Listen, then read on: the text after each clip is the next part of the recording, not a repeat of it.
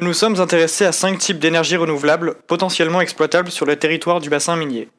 L'énergie éolienne, l'énergie hydraulique, l'énergie solaire, l'énergie issue de la méthanisation et la production d'hydrogène. Nous avons choisi de considérer l'éolienne comme pierre angulaire du projet. C'est l'objet qui pose le plus de questions quant à sa perception dans le paysage. C'est aussi le moyen de production qui, par son échelle, impacte le plus le territoire.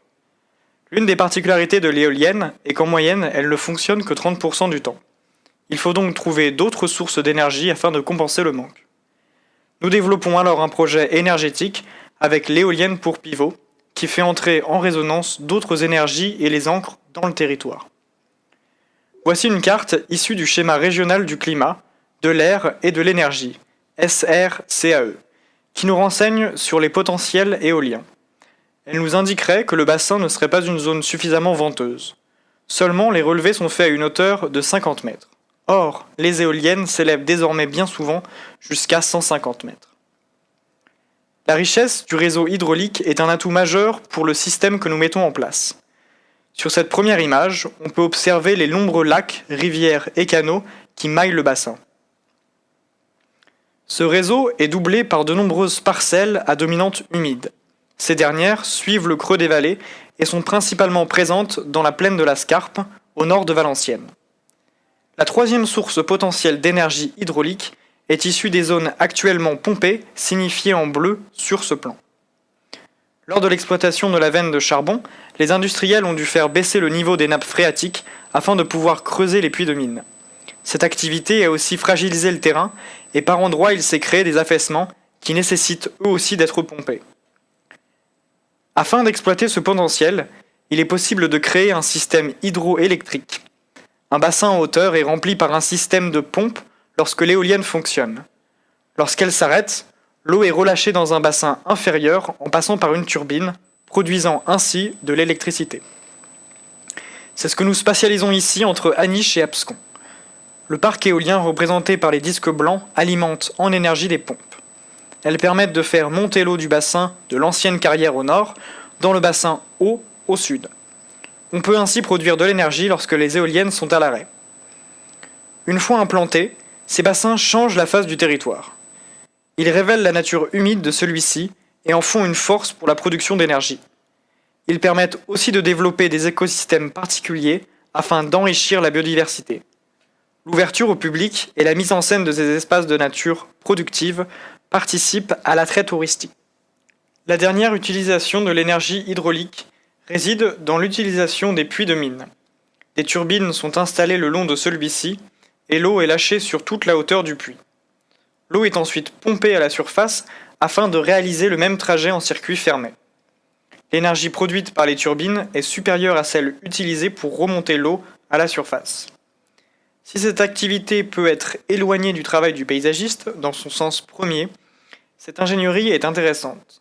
Elle redonne une fonction de production aux anciens puits. C'est aussi une ouverture vers le paysage caché du sous-sol qui a façonné le territoire d'aujourd'hui. L'énergie solaire fait partie du système proposé par le projet. La surface des toits de la conurbation représente un potentiel très fort. Au-delà de la simple production énergétique, il s'agit de créer les opportunités pour améliorer l'attractivité des logements. L'implantation des panneaux doit se faire à l'échelle intercommunale afin de créer un véritable réseau. Si chaque panneau n'est pas financé par l'habitant, mais par une entité publique, on donne l'opportunité d'impliquer le tout un chacun dans la réalisation des objectifs nationaux. Les surfaces les plus intéressantes sont les zones d'activité et les toitures des cités minières.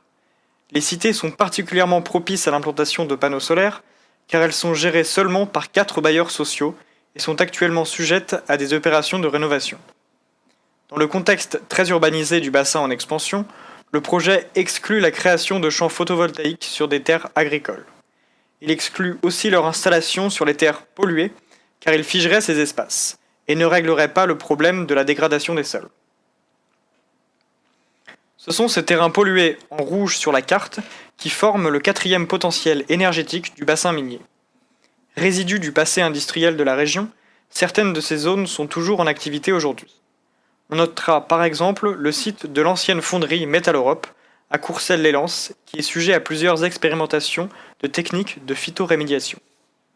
Ici, on s'intéresse à une parcelle de 21 hectares, au nord d'Auby, qui était une ancienne coquerie. N'étant plus en activité, ce site représente une opportunité de reconversion importante. Cette zone a été diagnostiquée comme polluée par de nombreux métaux lourds et hydrocarbures. Il est important de savoir à quel type de pollution on a affaire afin d'installer le projet énergétique le plus approprié. Premier type de pollution, celle issue des matières organiques et des hydrocarbures.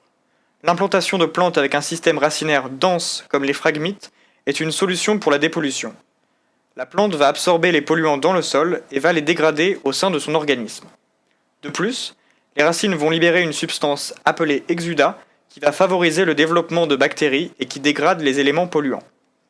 Second type de pollution, celles issues des métaux lourds comme le plomb, le zinc ou le nickel.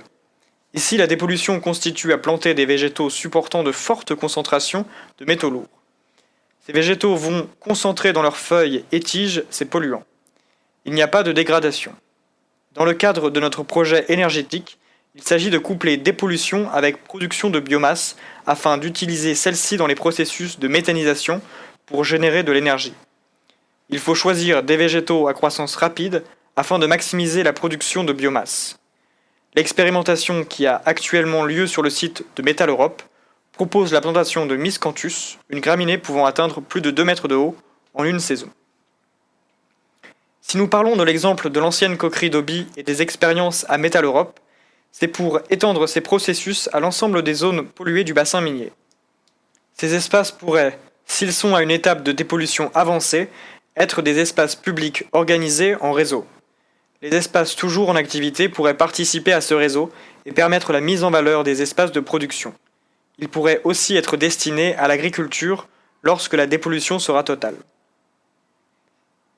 La dernière source d'énergie est directement rattachée au fonctionnement de l'éolienne.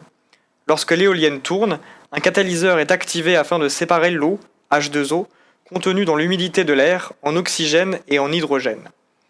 Cet hydrogène est alors stocké et peut être utilisé directement afin de produire de l'électricité ou conditionné sous forme de piles afin de faire fonctionner des véhicules par exemple. Au-delà de la simple délimitation de zones propices à la mise en place d'énergies renouvelables, c'est un véritable système que le projet installe sur le territoire. Cette coupe, effectuée à Trie-de-Saint-Léger, au sud de Valenciennes, explique comment ces implantations peuvent influencer l'environnement, l'usage et la forme de l'espace.